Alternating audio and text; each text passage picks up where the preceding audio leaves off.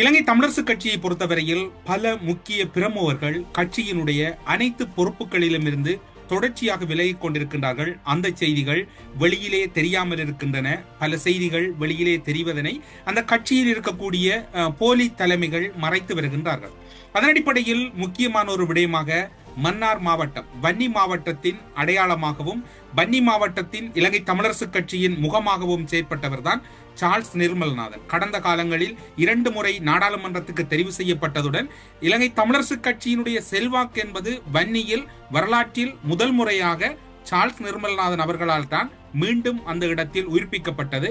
3 தசாப்தத்துக்கு மேலாக இலங்கை தமிழரசு கட்சியினுடைய ஆதிக்கம் வன்னி மாவட்டம், குறிப்பாக வவுனியா, முல்லைத்தீவு, மன்னார் மாவட்டங்களில் அற்றிருந்த சூழ்நிலையில் மீண்டும் சார்ல்ஸ் நிர்மல்நாதனின் வரவு என்பது இலங்கை தமிழரசு கட்சியை கோலச்சு வைத்திருந்தது. அதனுடைய தொடர்ச்சியாக சார்ல்ஸ் நிர்மல்நாதனுடைய அரசியல் சென்று கொண்டிருக்கின்றது.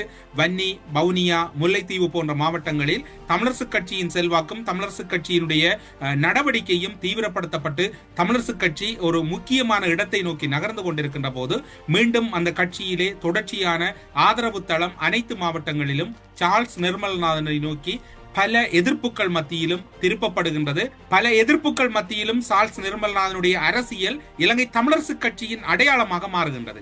நாளடைவிலே தமிழ் தேசியத்தையும் தமிழ் தேசிய சிந்தனையோடும் பயணித்த சார்ல்ஸ் நிர்மல்நாதன் இலக்கு வைக்கப்படுகின்றார். யாரால் என்றால் உங்கள் அனைவருக்கும் தெரிந்த ஒரு குறிப்பிட்ட நபரால். அவர் வேறு யாரும் இல்ல, சுமந்திரனால் சார்ல்ஸ் நிர்மல்நாதன் இலக்கு வைக்கப்படுகின்றார். சார்ல்ஸ் நிர்மல்நாதனுக்கு எதிராக கடுமையான விமர்சனங்களை இறுதி தேர்தலின் போது முன்வைக்கின்றார்கள்.